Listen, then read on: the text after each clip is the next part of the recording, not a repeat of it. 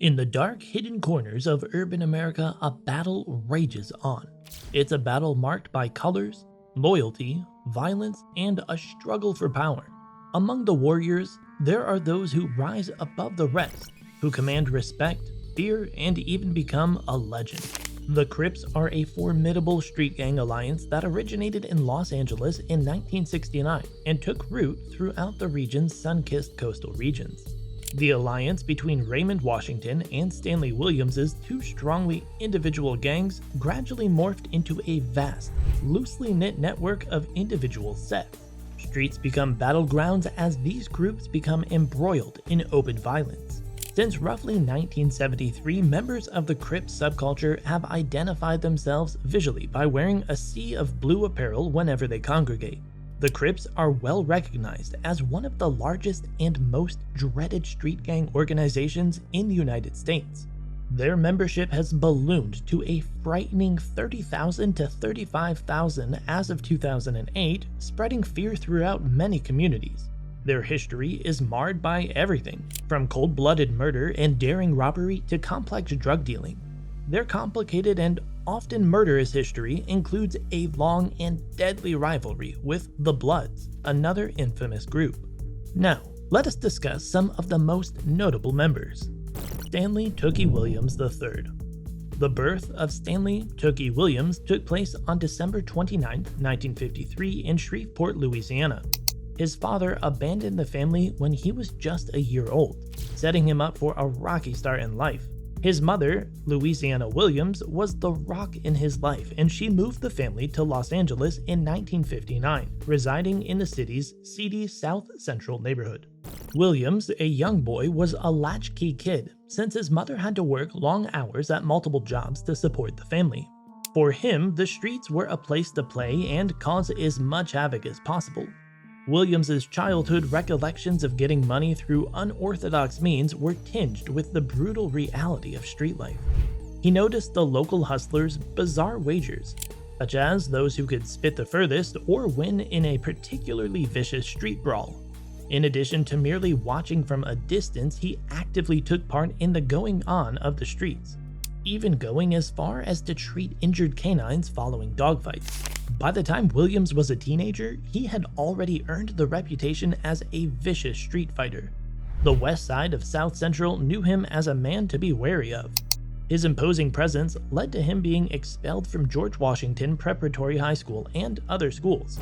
Younger, more violent gangs emerged as older gangs joined the Black Power movement, led by the Black Panther Party, to fight police brutality. Williams's viciousness won him respect, even among the gang members he had previously despised, and by the time he was 15, he had been invited to join a local clique. Thanks to his rising stature as a leader, he was soon recognized as the de facto group captain. Williams was arrested for auto theft in 1969, and he spent time in Los Padrinos Juvenile Hall as a result. Here, he was introduced to Olympic weightlifting, which ignited a lifelong interest in physical fitness and bodybuilding. By the time of his release in early 1971, Williams had bulked up considerably, and he announced his goal of being the leader of the biggest gang in the world. He was soon approached by Raymond Washington, who eventually convinced him to help start the Crips street gang. Williams came to represent a new generation of LA gang members, inspiring fear in their enemies and the general public. While he committed infamous acts of violence, insufficient evidence prevented him from being convicted of it. After the assassination or imprisonment of the previous Crip leaders, Williams became the group's de facto leader. Williams began pursuing a paradoxical double life in 1974. While maintaining his position as the leader of the crisis, he worked as an anti-gang juvenile counselor at Compton's Compton College and studied sociology. He balanced these responsibilities until 1976, when a drive-by gunshot left him with 2 leg wounds. Even after the doctors said Williams would never walk again, he endured rigorous rehabilitation and made a full recovery. As a result of this incident, Williams's life changed dramatically. He developed an addiction to drugs again and started using PCP. He lost his work as a counselor in 1977 and later was disqualified from entering an amateur bodybuilding competition, and his personal life began to fall apart. Despite everything that happened, he still managed to run one of the biggest gangs in Los Angeles. Monster Cody.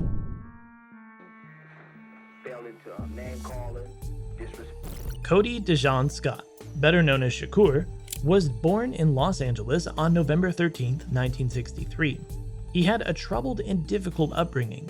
Cody was the fifth of 6 children born to Ernest Scott and Bertie Canada, both natives of Houston, Texas. Allegations of adultery and physical abuse made home life extremely unstable. Cody's father's animosity and physical abuse of his mother, Bertie, and the preference he showed his other biological children had a profound impact on Cody from an early age. By being a family member, little Shakur frequently felt ignored and unloved. Ernest still had a grudge towards him on his weekend visits when his parents split up in 1970. Shakur's life changed dramatically when his family moved from the suburbs to South Central Los Angeles 2 years later. At the tender age of 10, Shakur, who grew up in a rough, gang-infested neighborhood, encountered his first street gang. After being beaten by bigger kids and forced to fend for himself, he sought refuge with his neighbor, Stanley Williams, the head of the West Side Crips gang. By 1975, Shakur had been accepted into the local gang, the 8 Trey Gangster Crips, ETGs. Pounding he received as part of this initiation ritual showed just how courageous and dedicated he was. The new recruit was plunged straight into a dangerous environment. When Shakur first joined the Crips, he and the other members hotwired a stolen car and used it to attack members of the rival Brims gang. His attackers were severely injured by the sawed-off shotgun he used to end them. He became acclimated to the hardships of gang life with the help of his mentor, Trey Ball. As he aged, his violent behavior worsened. The victim of the attempted robbery was brutally attacked and beaten to the point of unconsciousness. When Shakur was 14, he was arrested for the first time after a fight at a fast food restaurant that turned violent. Shakur's gang involvement persisted even after he served a brief prison term. In 1980, he was almost killed in an ambush after getting involved in a series of shootouts and gang fights. Shakur miraculously made it through after being shot 6 times. His inebriation may have been the only thing that kept him alive. The fighting continued after that, as Shakur's younger brother, Krishan, who had also joined the ETGs, was motivated by vengeance after his brother's death. He embarked on a shooting rampage that landed him in juvenile prison for 5 years. The connection between Cody, now known as Sanyika Shakur, and Tupac Shakur was significant in the early 1990s. They became good friends to the point where Shakur mentioned Tupac in his autobiography. It was a heartbreaking farewell to a friendship formed under unusual circumstances that they shared during the production of Tupac's music video in 1996. Raymond Washington. The life of Raymond Lee Washington is entwined with the seedy underbelly of Los Angeles, California. On August 14, 1953, he became the youngest of the 4 sons of the Washington family. Violet Samuel and Reginald Washington divorced when Raymond was just 2 years old, and she and his stepfather took over rearing him. There were tough times and exciting times in Raymond's early existence on East 76th Street in South Central Los Angeles. From his mother's second marriage, he gained a half-brother named Gerard S. Barton, who was likely involved in his upbringing. However, one defining characteristic of his adolescence was an apparent preference for physical conflict. Young Raymond did appear to have a predisposition toward street fighting. His neighbors and acquaintances remember him having numerous run-ins with the LAPD, and they say that his problems seemed to worsen alongside the surge in teenage crimes in South Central, especially in the notorious area of Watts. New street gangs such as Sportsman's Park, New Houseboys, AC Deucey, and Chain Gang emerged, while older ones like the Crips and Bloods faded away thanks to the efforts of activist groups such as the Black Panther Party. With everything going on, Raymond decided to join the Avenues, a local street gang led by another kid named Craig Munson. But Raymond's fate took a different turn. In late 1969, after a violent encounter with Munson's younger brother and the fallout with Craig, Raymond splintered out and formed his own gang, the Baby Avenues.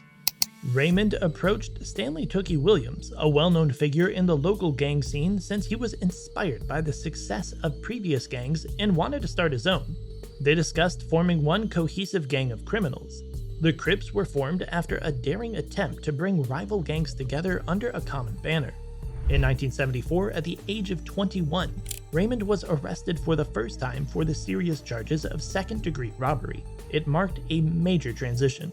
His efforts to recruit inmates into the Crips were met with opposition from other existing prison gangs in the hostile environment of Duell Vocational Institution. In 1976, when Raymond was finally free, he returned to Los Angeles, which he barely recognized. The violence among gangs increased, and the Crips' once unified ideology became fragmented and at war with itself. Raymond had evolved alongside the company he worked for. As he observed the senseless violence and atrocities committed by the new members, his disgust with the gang intensified. A man who was instrumental in establishing one of America's most infamous gangs now felt alienated from the community that he had helped establish. On August 9, 1979, at the tender age of 25, Raymond Lee Washington's troubled life was tragically cut short. He was shot in the head in a drive-by on a corner in South Central Los Angeles, and despite the hospital's best efforts, he died. Big U. Eugene "Big U" Henley's story begins shrouded in mystery in the tough streets of South Central Los Angeles, a neighborhood notorious for its struggle with crime and poverty. He got the name Big U because of his immense physique and size. The attraction of gang life is strong in today's society, and Big U was no different. In Los Angeles, he joined the notorious Crips and quickly rose through the ranks. Put yourself in the shoes of a young man caught up in a web of illegal activities, the details of which are shrouded in mystery but undoubtedly involve the grime and risk of drug dealing, robbery, and possibly even violence. During those unsettling times, Big U rose to prominence as a major participant in the criminal underworld and was dreaded by his peers. Then, something out of the ordinary occurred. When he was arrested and put in jail, his life took a drastic change. Being locked up wasn't only a temporary setback to his criminal career, it was also a moment of great introspection and transformation on his part. In a jail setting, even the most hardened gang members can undergo a remarkable change. U's life changed dramatically after his release. After turning his life around, he became a local hero, rather than a symbol of the criminal underground. He turned his back on a life of crime and became a community leader, mentoring young people and helping them avoid the pitfalls that he had experienced. He did not just help the neighborhood out, he did so much more. After getting involved with law enforcement, legislators, and social reform groups, Big U became a powerful advocate. Since no one else in his neighborhood shared his insider knowledge of gang culture, he was able to bring people together and promote a mutual understanding. The sphere of Big U's impact, however, was far larger. In a dynamic hip-hop culture, he quickly rose to prominence as a major player in the world of music and entertainment. With his extensive network, he was able to open doors for young artists in his area, bridging the gap between artistic expression and social rehabilitation.